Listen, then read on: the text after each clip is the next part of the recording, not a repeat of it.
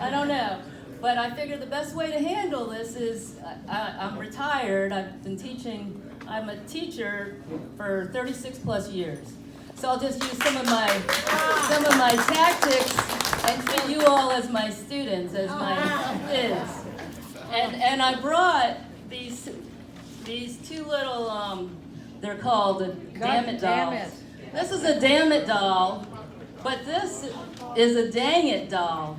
And when I was teaching, I can't remember, somebody gave me this one. I think it's the same person. And I said, oh, that's so cool. I said, but, you know, it's got to say, dang it. Because I always am in the class and I'm just like, oh, dang it. You know, it's okay. You get out that stress, but you're not saying, damn it. And if you look closely at the dolls, you can see that the dang it doll is all worn out.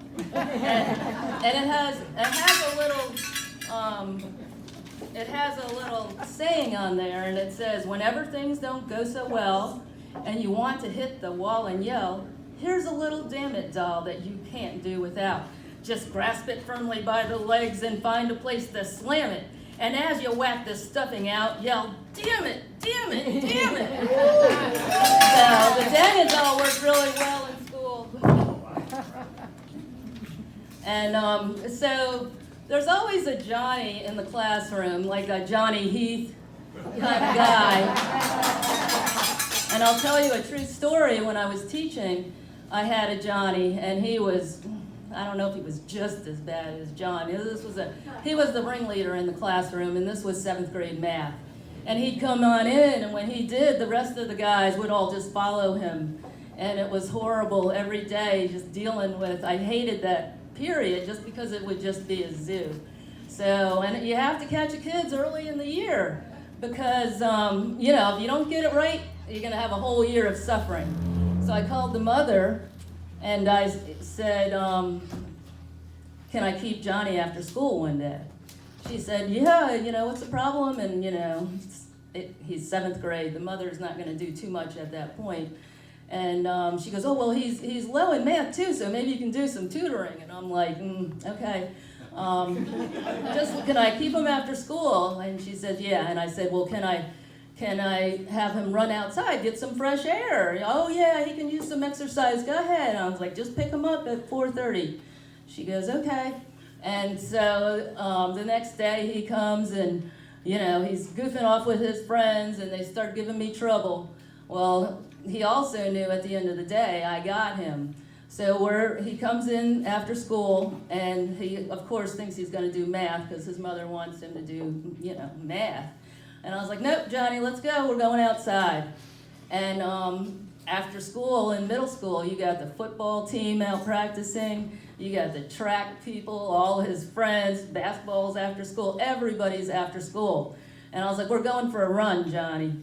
And he's like, all right, fine, you know, old teacher, you know, no problem.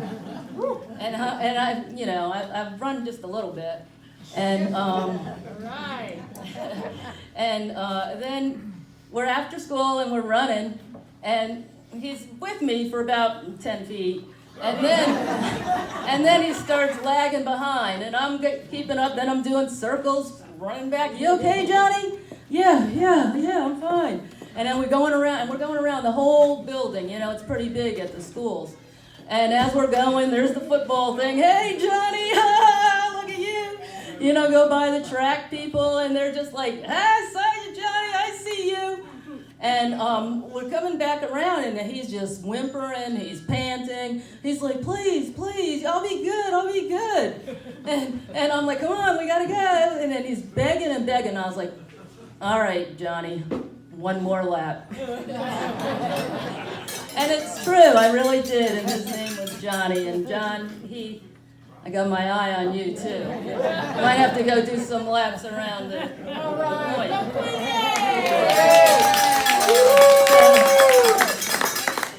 So I'm looking around, and there's my Golden Girls over there. You know, if I had them, you know, in my class, I had students like those, and they were just a joy to have. It's true. I've been begging the Golden Girls. I'm a Golden Girl wannabe. I'm trying to get into their club. And it's been going on. They know that. You know. I even I saved them 3 seats. I gave them 3 seats. I had to save a space. And I said, listen, can I just have the application? I want to be a Golden Girl. Let me fill it in. They're on a secret message group. You know how you can just do a group message, and it's called Let Me Be a Golden Girl. And I go shopping for them. I go to Trader Joe's, and right? And I go and bring them groceries from Richmond, but I deliver it, I carry it up. Do you want me to go put it in your fridge?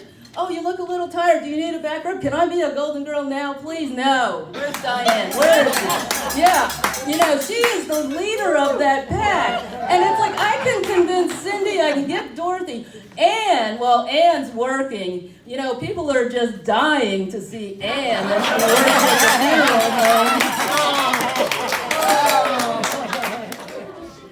Well, so Golden Girls, I'm going to keep trying. I even have my sign there, you know. Please. Then there's Mitzi and Ted right there.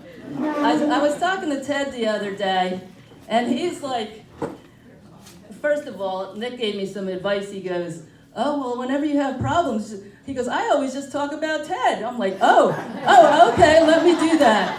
And so I was talking to Ted the other day, and he said, man, I'm getting really spiritual. You know, I think I'm feeling the effects of God or some alter universe. And I said, what you talking about?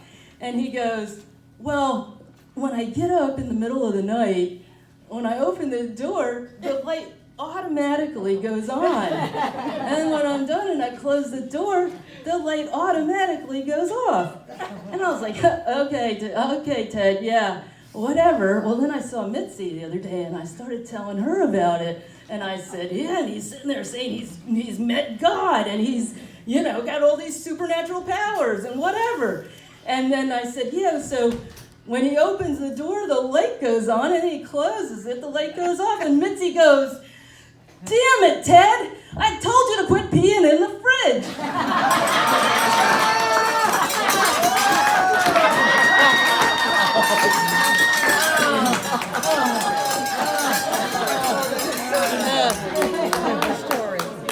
Long story can't go for that much. You know, every teacher has to have a prop, you know. You have to keep the attention of the audience here. So I went over, you know, I come into town every now and then. I always have to go visit Joe and Bruce. And then I came over, yeah! I went over there, and Joe has a roll of duct tape in his hand. And I'm like, what are you doing, Joe? He's like, I'm going to go catch me some ducks. And I said, you can't go do that. Damn it, Joe. You can't catch the ducks with duct tape. Well, he goes off, and then I go over. I go back in the evening, go say hi to the guys. And there comes Joe down the street, and he's got all these ducks in his hand. And I'm like, oh, gosh. I don't know how he did that. And then another time I went over, and he had some chicken wire. And I go, what are you going to do, Joe? He goes, I'm going to go catch me some chickens. And I said, that's not how you do it. And he goes, whatever. And then I see him later on, and he's got all these chickens in their new golf cart that they have. I'm like, damn, what the heck is going on? So then I run over and see Joe, and he's got this bundle of sticks here. And I'm like, what are you doing, Joe? What are you going with that? And he goes, they're pussy willows. And I'm like, hold on, I'm coming with you.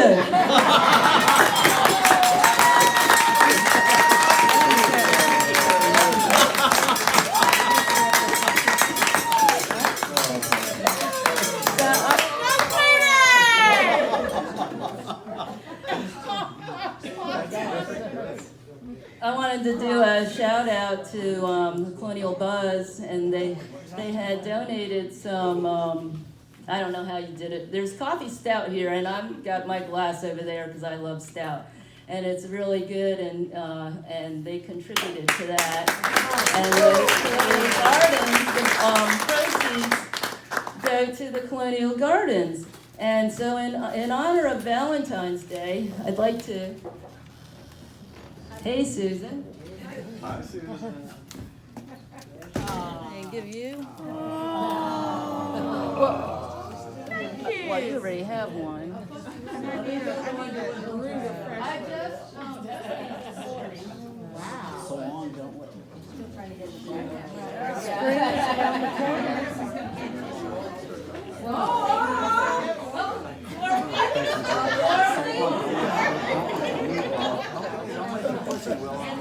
Anybody else? Which corner? I want to go to.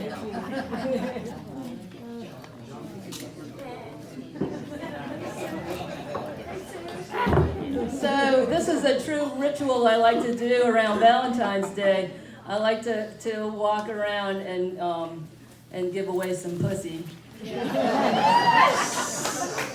Now, true story on those cuttings. I just cut them this morning. I have a big bush, and if you put them in water, they will root. So this is They really will. yeah, they really will root. Because Edward and Eric, I gave them some pussy, and they didn't want it. They just threw it in their backyard, but their pussy willow bush.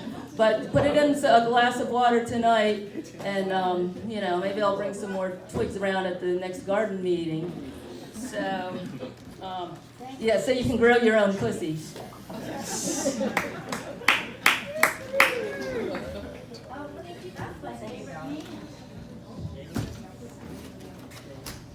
All right, if you can read this box, how many of you have bidets in your house? Yeah, right? So I thought, oh, that's crazy. I went to Italy and they had bidets and I didn't even know how to use it. It was like in 2006 and I couldn't get Wi-Fi and internet connection, so I didn't even try it. But nowadays, I mean, the bidets, I'm telling you, because this is a box from me, Amazon delivered, whatever, it's about $50 for that. So they have all kinds of models, and I went on Amazon, always read the reviews, and the base model has one button, right there. So you squat and then it squirts and whatever. The next model up is for the women, and you get the front end of there, but don't get that one seriously because the reviews said it gets your clothes all wet and all of that. But the base model is $50. The dual lever is $70. Now they had this other one, and I put it in my house here in Colonial Beach, and it's the Supreme model. It has 3 buttons. It has one for your butt, has one for the front. And then there's this other button, and it's red, and it's got all this warning around it, So Chris over here, he thinks he's my neighbor. He's got a dog, and he likes to take his dog for a walk. And he comes walking by. I think he's just stalking me, and whatever I'm doing.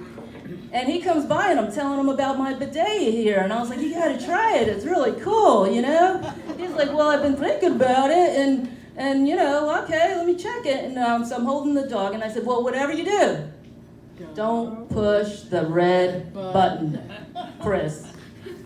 And Chris is like, yeah, whatever, I can read, I can do. So he's in the bathroom and I've got his dog and, hanging out. All of a sudden I hear and I run in, and there he is, and he's all hunched over, and he's like, oh!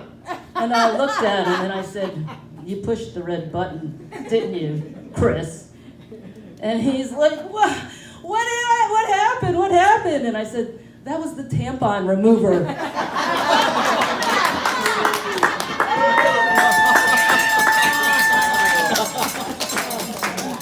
Chris. Dang it. So the Olympics lot of you guys watching the Olympics? Yes. Curling. Oh, you can take lessons in Richmond. They have a curling thing there. So I was, you're looking at the Olympics and you look forward to it every 4 years and you're like, oh man, I wish I could participate. Well, Jenny and Michelle over there, they could participate. I did this in 2006. They have a thing called the Gay Games. And they have the exact same events, well, pretty much. Equal to curling is bowling. And that's what I did. But they also have real events like triathlete, they have physique, they have swimmers, marathoners, all of that. But when I went in 2006, bowling was not like the popular event, as I tried to pick up the goalie of the Alaskan hockey team, and it didn't go well. So the next Gay Games is in Hong Kong next year, and then in 2026 it's in Spain. So some of Colonial Beach, maybe we can go and talk about that. If you also, there's another Olympics that you might want to participate in. It's called the Sex Olympics. Anybody know what that is? No. It's when you have sex every 4 years. Hashtag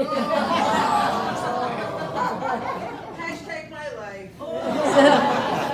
So when I went there, I got some souvenirs, and they were Olympic condoms. And so I started giving them out to some of the people in town, and I gave it to Tom and Julie. And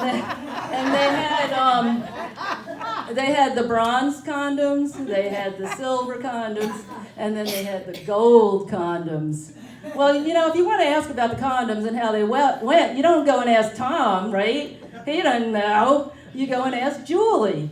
So I go over to Julie, and then I asked her about the condoms, and she goes, yeah. She goes, hey, can you get any more of the silver ones? And I said, yeah, why? She goes, because they always come second.